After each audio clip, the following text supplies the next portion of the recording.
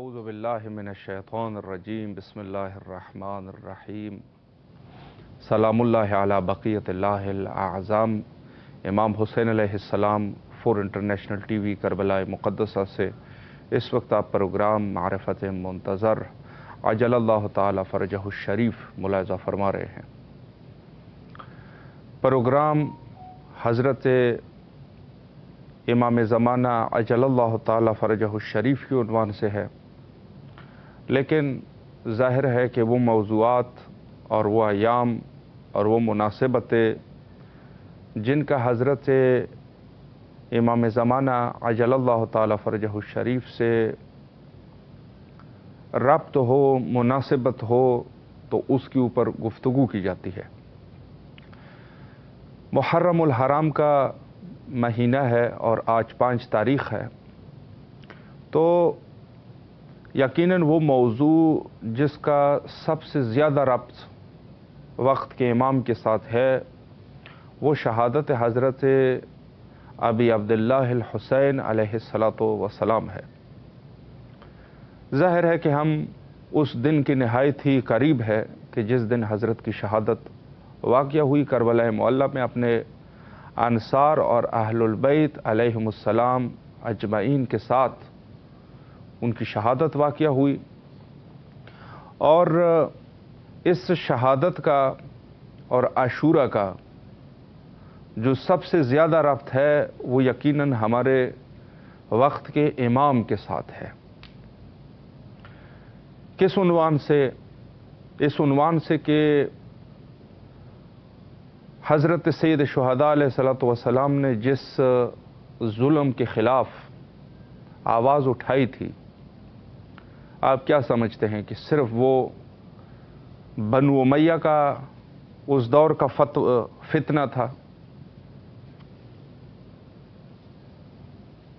صرف بنو امیہ کے اس دور کا فتنہ تھا کہ جس فتنے کے خلاف اس دور کے جو ظالم شخص ہے یزید ابن معاویہ لعنت اللہ علیہ،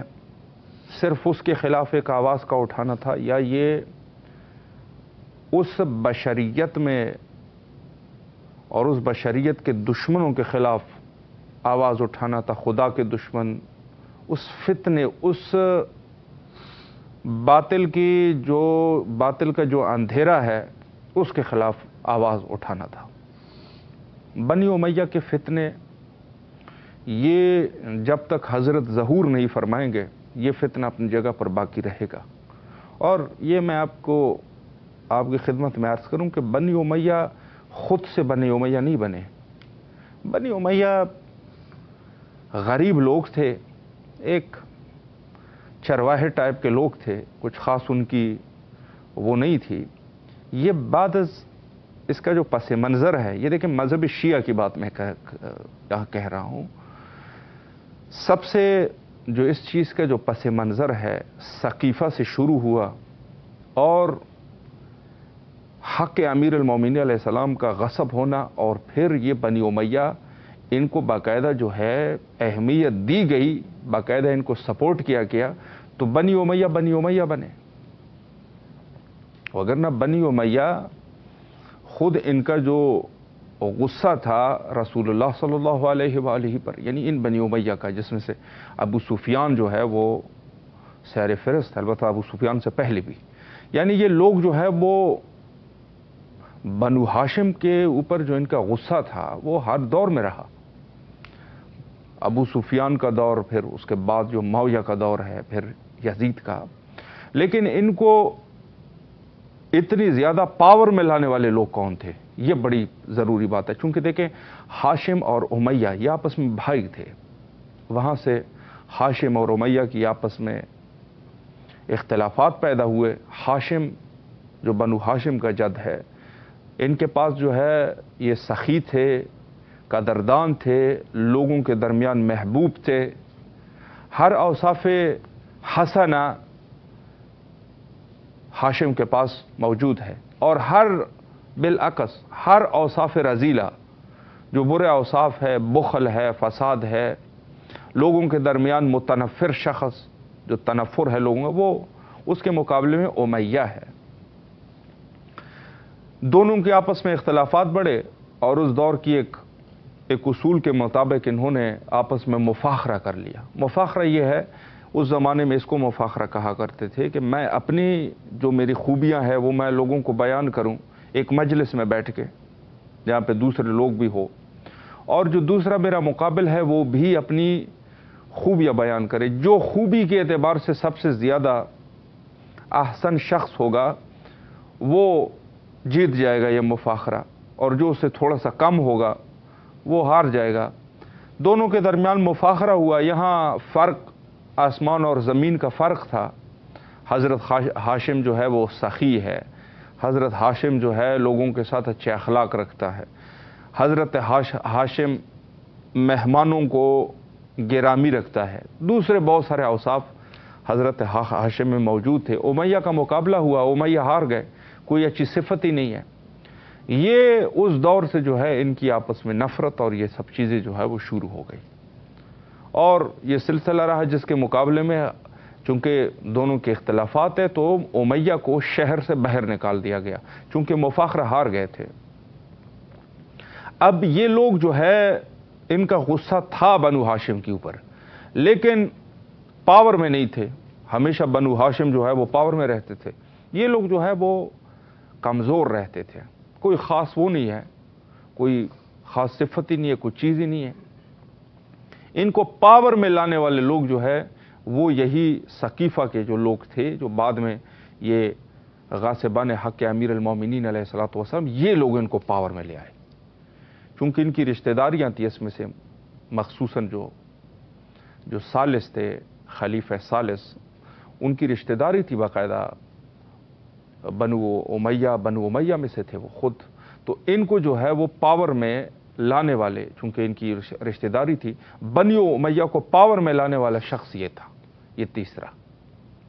और उससे पहले जो है बहरहाल उनकी भी अपनी मदद थे, इनके लिए बड़े उन्होंने जो है ना वो हालात बड़े साजगार किए हुए थे। मुकदमा बंदी जो है वो इब्तिदाई खिलाफत से इन्होंने जो अमीर अल-मोमिनीन अलैहि सलाम की खिलाफत गसब हुई, वहाँ से जो है ये सिलसिला जारी हुआ, फिर दूसरे का दौर, और ये रस्ते जो है वो हमवार होते गए। चूँकि ज़ाहिर है कि अगर एक कौम के फ़ज़ाइल और ये सब चीज़ें हो तो उसमें तो फिर काम नहीं किया जा सकता, लिहाजा सबसे पहले उनके फ़ज़ाइल को कम कर दिया गया, हदीस को रोका गया कि हदीस की अब वो नहीं होगी, रसूलुल्लाह के अज़मत को कम कर दिया गया, अहलुल बैत के अज़मत को कम कर दिया गया। ये बाग़ फ़िदक़ जो गसब है, ये सिर्फ बाग़ फ़िदक़ का मसला नहीं था, ये हक़ अहलुल बैत का मसला था। वगरना एक ज़मीन है, चलो बहुत बड़ी ज़मीन सही, बहुत बड़ी ज़मीन सही, वो इतनी बड़ी बात नहीं है। दुनियावी चीज़ें हैं, चले जाते हैं फिर आ जाते हैं, हो जाता है। बाग़ फ़िदक़ के लिए आज भी जो मुहिब्बीन अहलुल बैत अलैहिमुस्सलाम आवाज़ उठाते हैं,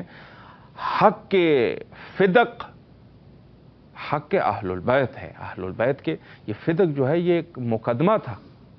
उसके बाद जो फिर हालात जितने ख़राब हुए, हत्ता क्या कुछ नहीं हुआ, क्या कुछ जसारतें नहीं हुई,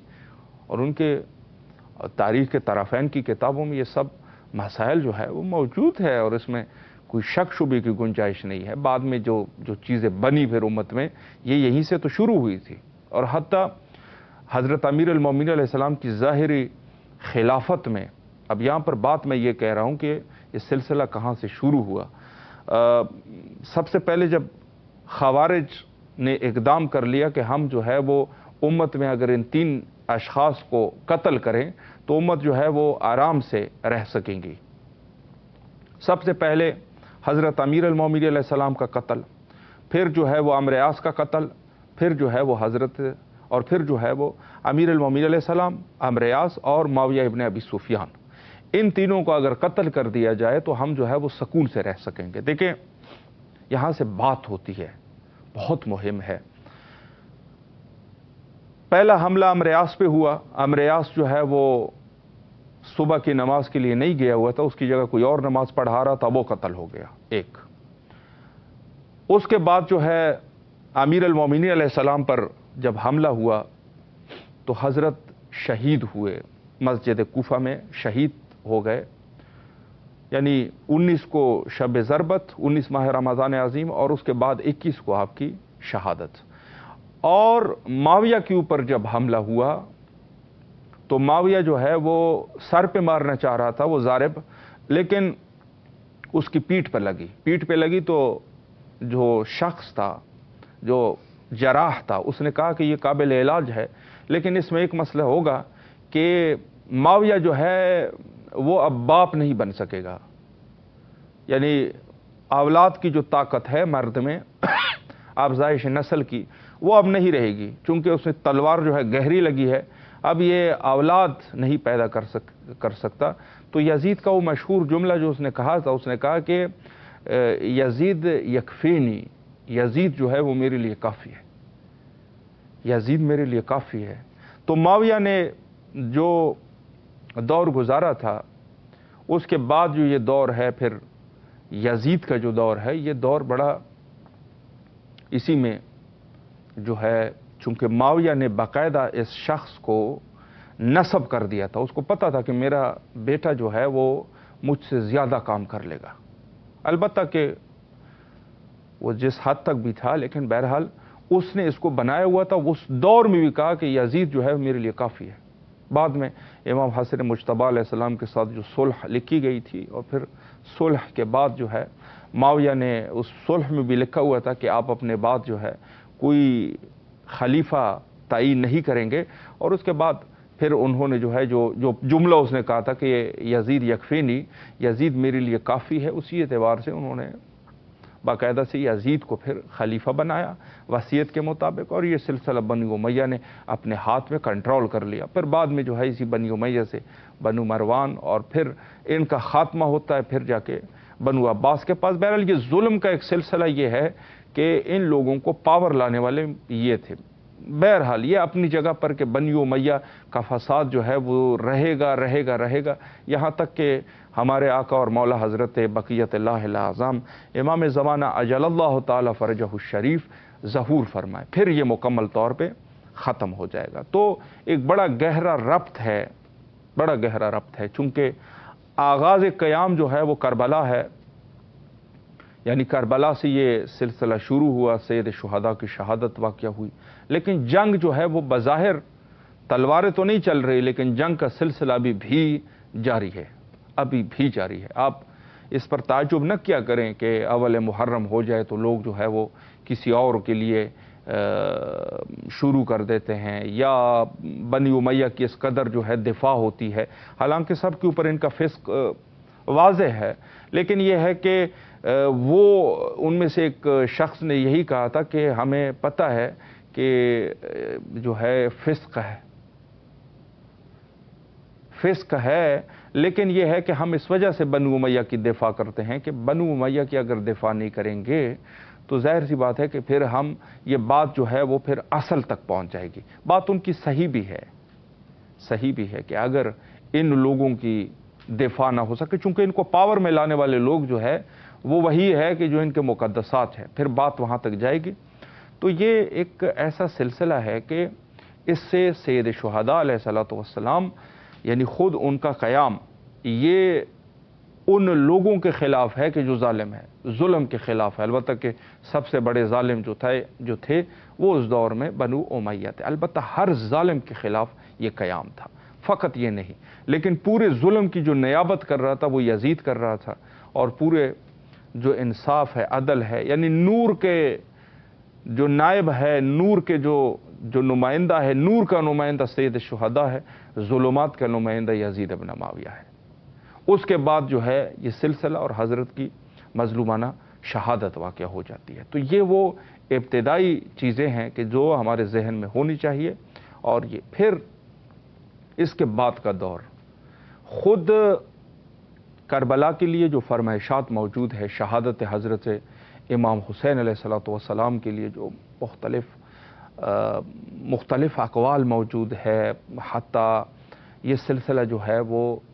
आइम्मा अथहार अलैहिस्सलाम के अहादीस के सैयद शुहदा अलैहिस्सलातु वस्सलाम की शहादत को ज़िंदा रखना है। असल मकसद ये है कि इसको ज़िंदा रखना है। और हज़रत इमाम ज़माना अजलल्लाहु ताला फ़रजहु शरीफ के ज़माने ग़ैबत में सबसे सहीह तरीका جو انتظار کا ہے وہ یہی ہے کہ اس ذکر کو ہم جو ہے وہ زندہ رکھیں،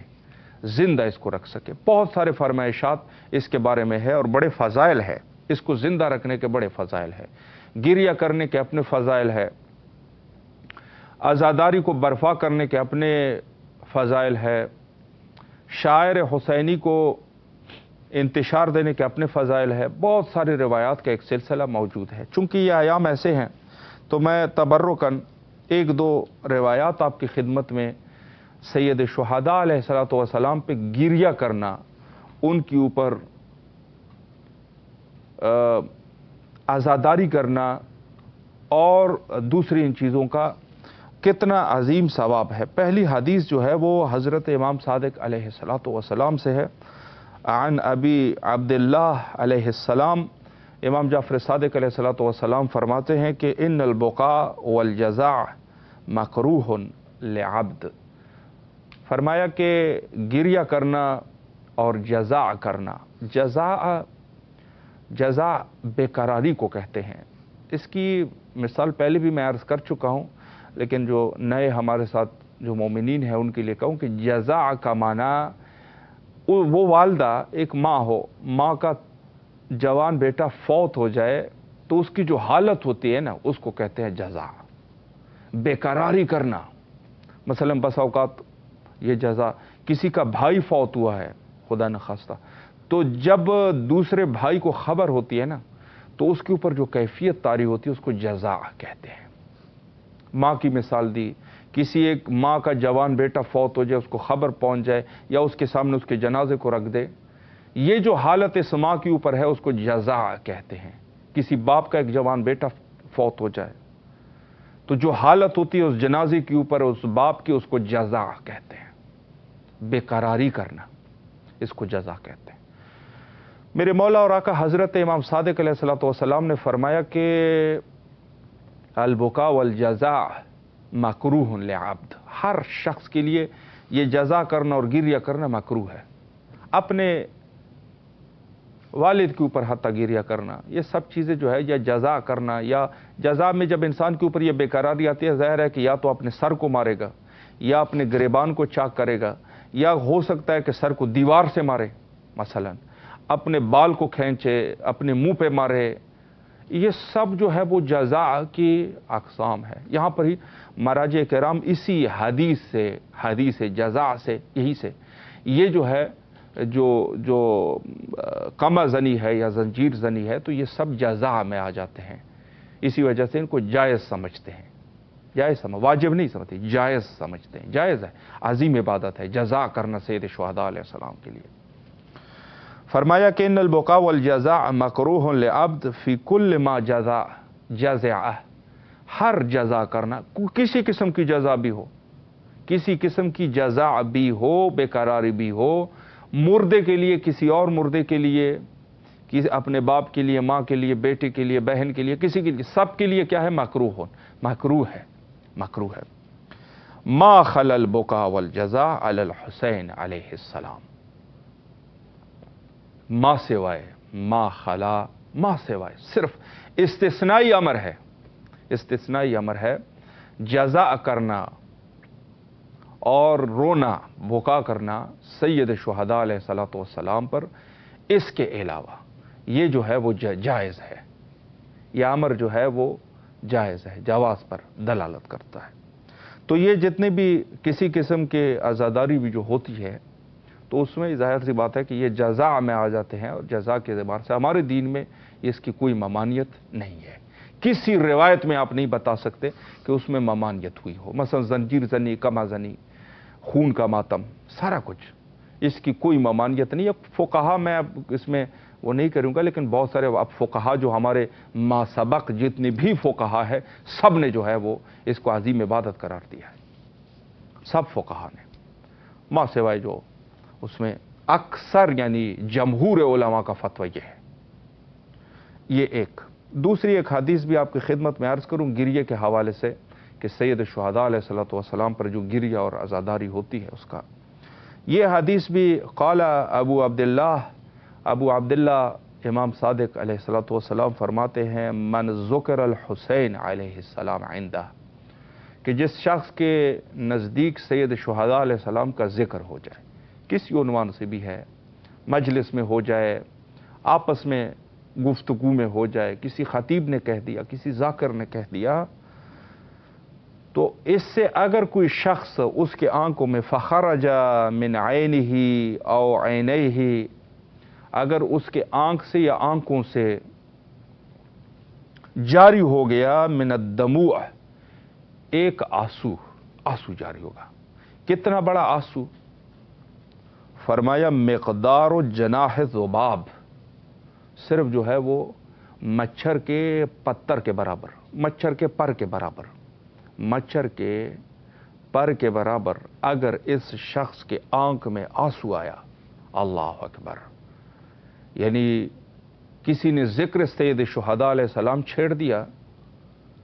مومن بیٹھا ہوا ہے، اس کی آنکھ میں آنسو آیا بمقدار